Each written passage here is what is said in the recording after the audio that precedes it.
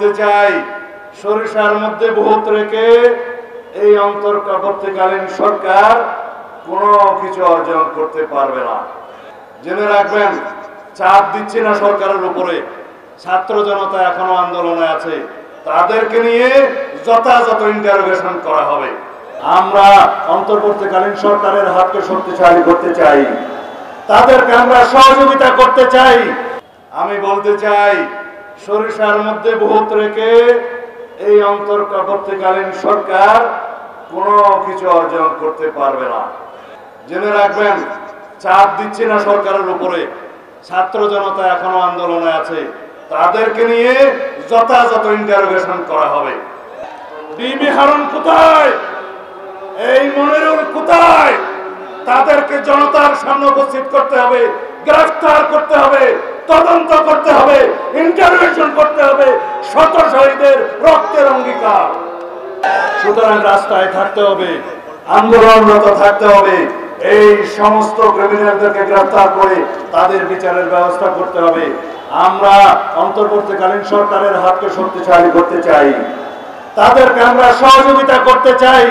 আমরা বলতে চাই, আপনারা এতগুলো ছোটখাটো কি নাম বলবো, আমরা তাদেরকে সহযোগিতা করতে চাই, যাতে এই দেশের মানুষ দেখে যেতে পারে বাংলাদেশে সকল খুনের বিচার হয়েছে।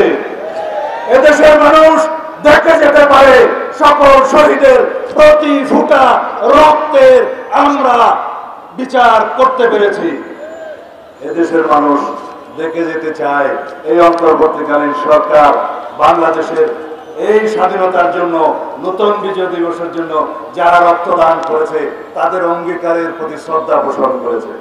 প্রত্যেকের অপরাধের কর্মকাণ্ড নিয়ে আপনারা সিরিজ লেখেন, প্রশাসনও চাপে থাকবে, জনগণেও এগুলো নিয়ে আন্দোলন করবে। তারা জানতে পারবে যে কাদের কাদের বিরুদ্ধে জনগণের বিচার করা উচিত। একটি কথা বলতে চাই, আজকে নতুন অন্তর্বর্তীকালীন সরকার গঠিত হয়েছে কয়দিন, মাত্র 4, 14 বা 20-22 দিন হয়েছে। আমার কাছে অবাক লাগে, বাংলাদেশের মিডিয়া তো এখন স্বাধীন, কিন্তু কোন মিডিয়া হাসিনা এবং তার দূষরদের, অলিগারদের, ক্রিমিনালদের, খুনিদের কারো কোন সিরিজ বক্তব্য তত সিরিয়াস ভাবে এখনো পর্যন্ত প্রকাশিত হচ্ছে না। মিডিয়া মালিকদেরকে অনুরোধ করব, বিগত ফেসিবাদের অনেক দালালি করেছেন অনেকে, নাম ধরে ধরে বলতে চাই না, সবাই জানেন। যদি এই সপ্তাহের ভিতরে সঠিক না হয়ে যান, হাসিনার ফেসিবাদের দূষরদের সমস্ত খোলা চিঠি যদি আপনারা প্রকাশ না করেন, প্রত্যেকটা মিডিয়া হাউস জনগণ ঘেরাও করবে।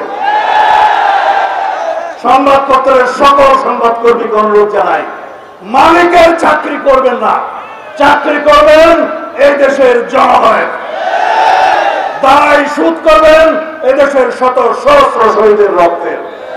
খোদা হাফেজ। বাংলাদেশ জিন্দাবাদ।